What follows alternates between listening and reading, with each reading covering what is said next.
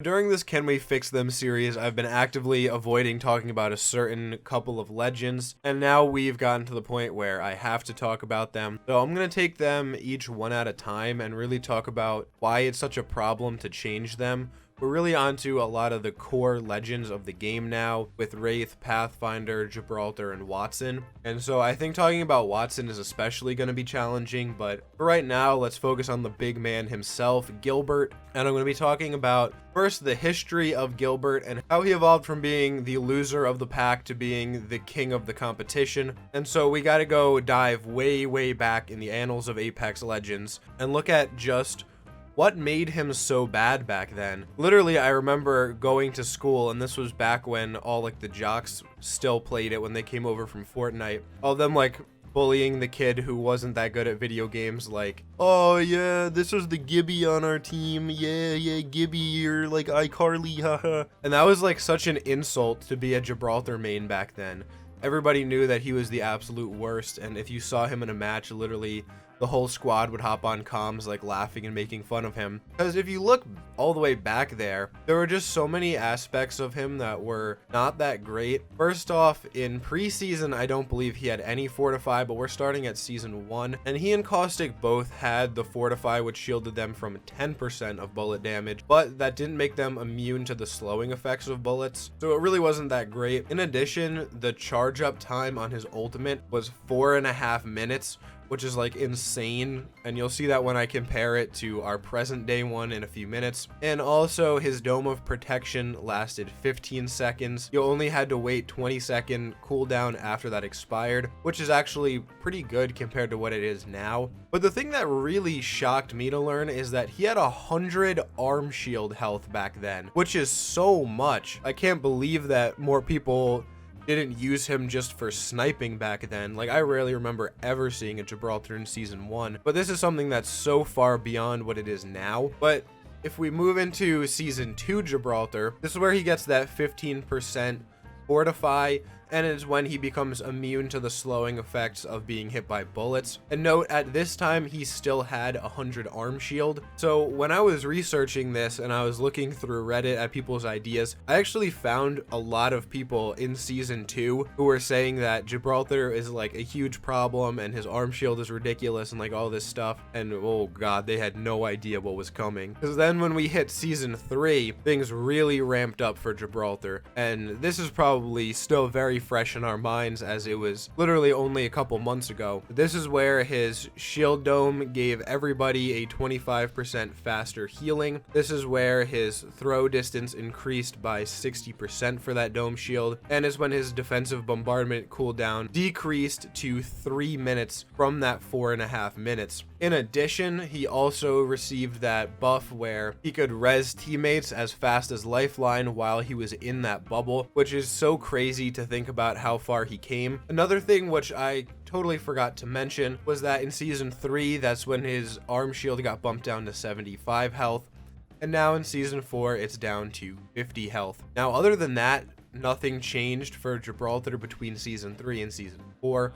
In fact, for the most part, it feels like all of the legends are the same. We didn't get really any shakeups in the meta at all, other than the G7 getting nerfed, but that's another story. I made a video on that like 14 years ago. So now that we have that kind of nailed down and we've seen all the different stages of the metamorphosis of Gilbert, let's talk about how we can fix him right now. And so the problem with Gibby is that it's very difficult to 1v1 him.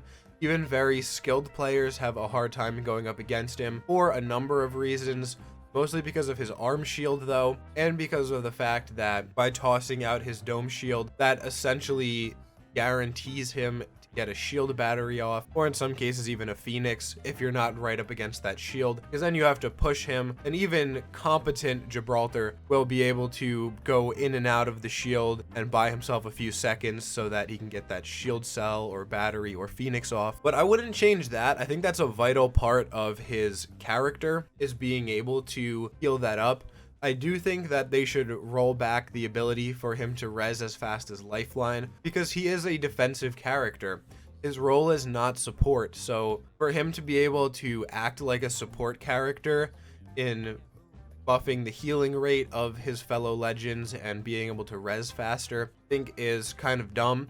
I do like the idea of the legends being able to heal a little faster inside his dome though.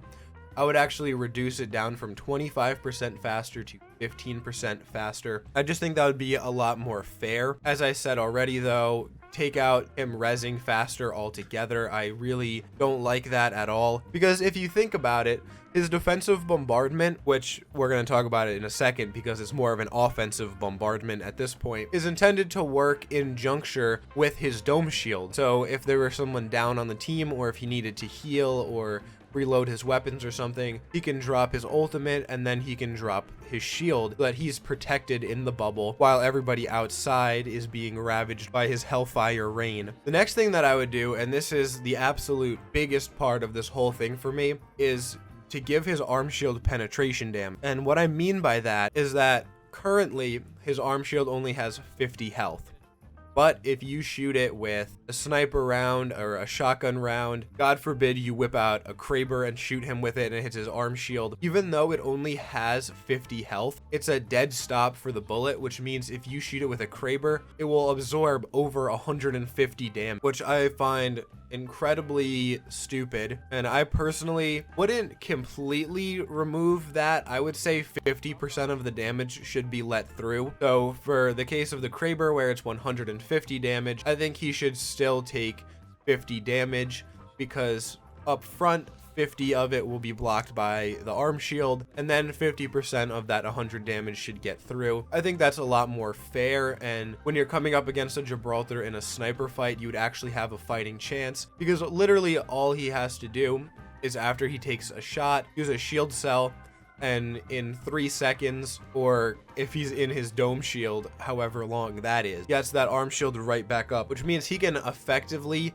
refresh that 50 health arm shield very, very quickly, even without his dome or without a gold body shield. I actually don't mind where his ultimate is right now. I think that I would maybe hold off for maybe a second or two more from when that red circle appears on the ground notifying everyone in the area that a Gibraltar ultimate is coming. Even though his ultimate is very different than Bangalore's, it still functions in the same fashion as you have your flare. You throw the flare down and then missiles come down to help you. But with Bangalore's, when all of her missiles come down, it gives enemy squads a significant warning before the missiles go off, whereas with Gibraltar's, you're kind of just standing there and then you're dead. So I'd like to see maybe a little bit more of a warning come with that, because I play Wraith, so I'm usually okay. I just phase and then move out of the area. But for my partners who are playing Caustic or who are playing Lifeline, in most cases, they end up taking a significant amount of damage from Gibby ultimates, which I think is very unfair, because I don't mind that Gibraltar's ultimate deals damage, but when you compare it with every other ultimate in the game, it's the only one where you're getting a significant amount of damage out of it almost immediately. Now, Caustic's is the other one, but Caustic's ultimate only does between 6 and 8 damage per tick, whereas if you're getting hit with Gibraltar's ultimate, you're getting severely punished. So let me know what you guys think about that. Those are my couple changes that I would make for Gibraltar. I would add penetration to his arm shield, but only having 50% of that penetrated damage actually affect him. I would reduce teammate healing inside his dome from 25% to 15%. I would remove his ability to res as fast as Lifeline, and I would add a longer delay in between when the circle appears on the ground when he throws his ultimate to when that first missile actually hits the ground. And I think this fixes a lot of his problems. My main one being that his arm shield soaks up so much damage, because I do like to use the wingman and the peacekeeper, but just the simple fix that I gave where 50% of that damage gets through. So instead of needing 2 full wingman shots to break through his shield, you would only need 1. About 20 damage would still get through and hit him from that second shot. So I think these are very fair and not super extreme nerfs to Gibby that I think would make him a more fair legend to come up against. Let me know what you guys think down below. Was I too harsh on him or was I too soft on him? If you haven't seen the other parts of this video already, please do go check those out. I believe this is the 4th one in that series. That's gonna be it for me, guys. So if you enjoyed this content, please remember to hit the like button, and if you want to join the club and you haven't already, you can hit that red subscription button right underneath this video to become part of the community. And until next time, guys, take it easy.